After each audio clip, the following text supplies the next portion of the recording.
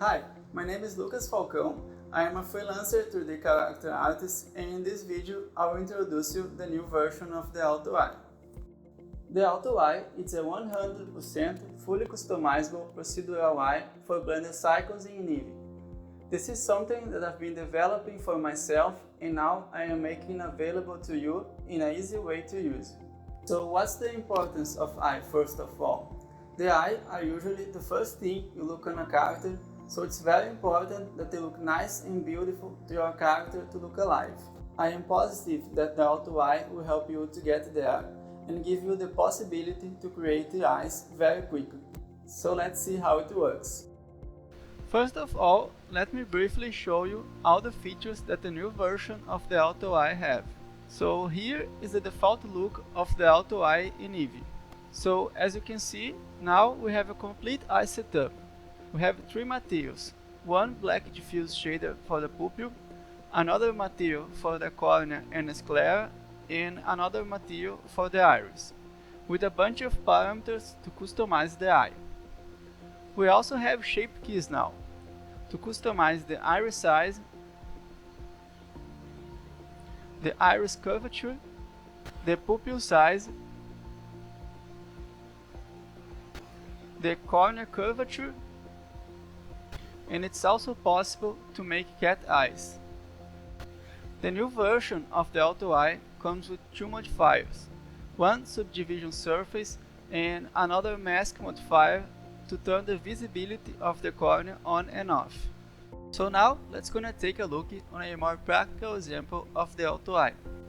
When using the Auto Eye in solid mode, you can turn off the visibility of the cornea, and you can also choose a different color for the iris to match the style of your character.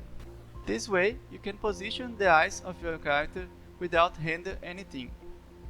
To start rendering in Eevee, we need to turn on the visibility of the cornea again, and in order to the Auto Eye work correctly, we need to turn on the subsurface scattering and the screen space reflections, and also the reflection option. So now we can start rendering. And as you can see, the default look of the Auto Eye doesn't quite match the style of this character.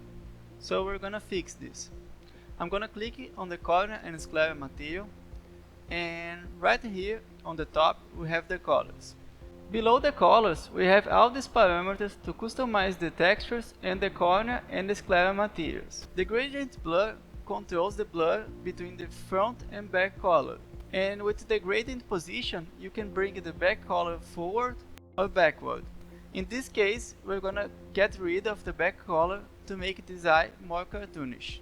The next parameter controls the textures and the materials of the veins. You can control the opacity and the position to bring the veins forward or backwards.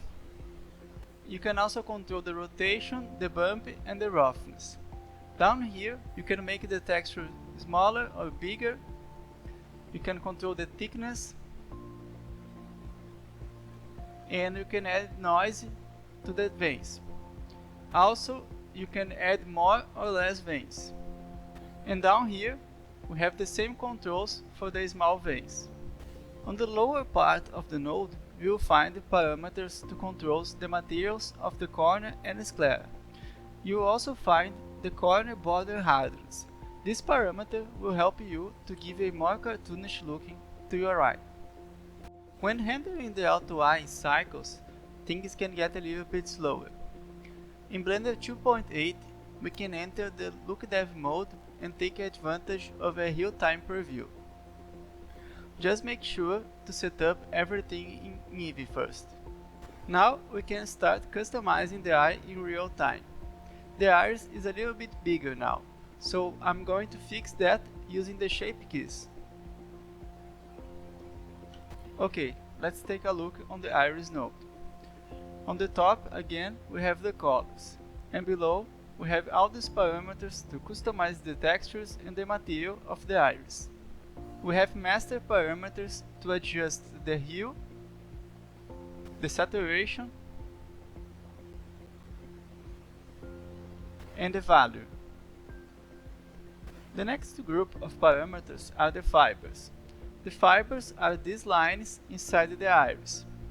You can control the scale of the lines, and lower values will make your eyes look more cartoonish, and higher values will add more details to your eyes.